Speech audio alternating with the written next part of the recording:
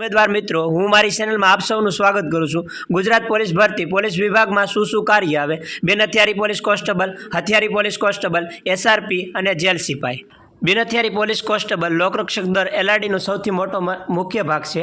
કામગીરી મુખ્યત્વે police station અને કર્મચારી એસપી કચેરીના દૈનિક વહીવટ અને કાયદા વ્યવસ્થાની અને જાળવણીના કામો કરે છે। તેમાં સામાન્ય રીતે પેટ્રોલિંગ અને ટ્રાફિકનું નિયમન કરવું, જ્યારે જરૂર હોય ત્યારે પોલીસ અને સ્ટેશનમાં નોંધણી અને વહીવટ સહાય આપવી અને તપાસોમાં મદદ કરવી માટે કોર્ટની કાર્યવાહી અને મદદ કરવી વગેરેનું છે। હથિયારી સામાન્ય રીતે ડ્યુટી દરમિયાન હથિયારી રાખતા નથી, સિવાય કે તેમની કોઈ ચોક્કસ વિશેષ ફરજ સોંપવામાં આવે ત્યારે તેમનું પોસ્ટિંગ સામાન્ય રીતે જિલ્લા પોલીસ અથવા તો જાહેર પોલીસ અને અધિકાર ક્ષેત્ર હેઠળ પોલીસ સ્ટેશનમાં થાય છે। હવે આપણે હથિયારી પોલીસ કોન્સ્ટેબલ વિશે જાણીએ। હથિયારી પોલીસ કોન્સ્ટેબલનો મુખ્ય હેતુ સુરક્ષા સંરક્ષણ પૂરો પાડવો અને તેની કામગીરી અલગ અલગ। તેમનું મુખ્ય ફરજ સંવેદનશીલ સ્થળો અને સુરક્ષા પૂરી પાડવી અને સરકારી ઇમારતોની રક્ષા કરવી અને બેંકો, સરકારી તિજોરીઓ, નાણાં પરિવહન સુરક્ષા પૂરી પાડવી, કેદીઓને પરિવહન કરવાની અને કાયદા વ્યવસ્થાની ગંભીર પરિસ્થિતિઓમાં હથિયાર બેકઅપ કરવા।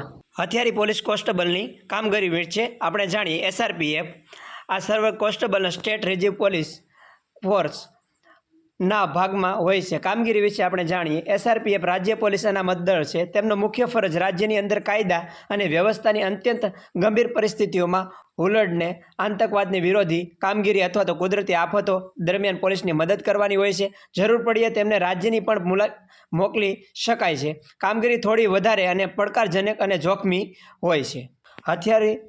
તેઓ હંમેશા હથિયાર સાથે સજ્જ હોય છે અને શસ્ત્ર કામગીરી વિશેષ તાલીમ પામેલા હોય છે અને તેમનું પોસ્ટિંગ એસઆરપી અને બટાલિયનમાં થાય છે, જ્યારે રાજ્યમાં જુદા જુદા સ્થળે આવેલું હોય છે। હવે આપણે જેલ સિપાઈ વિશે જાણીએ। પુરુષ અને મહિલા જેલ વિભાગ હેઠળ કામ કરે છે। કામગીરી મુખ્ય ફરજ જેલની અંદર સુરક્ષા અને જાળવવાની હોય છે। આમાં કેદીઓની દેખરેખ રાખવી, જેલનો નિયમ પાલન કરવું, ગેરકાયદેસર પ્રવૃત્તિઓનું અટકાવવી અને કેદીઓને જેલમાં લાવવા લઈ જવાની ફરજ જેલની બહારની સુરક્ષામાં મદદ કરવાનો સમાવેશ થાય છે। હથિયારી ડ્યુટી જરૂરિયાત મુજબ હથિયાર આપવામાં આવે છે। ખાસ કરીને જેલનો ગેટ બહાર સુરક્ષા માટે તેમનું પોસ્ટિંગ ગુજરાત રાજ્યના વિવિધ જેલોમાં થાય છે। સેન્ટ્રલ જેલ અને ડિસ્ટ્રિક્ટ જેલ, સબ જેલ અને આ પદ માટે પુરુષ અને મહિલા બંને ઉમેદવારોની ભરતી કરવામાં આવે છે।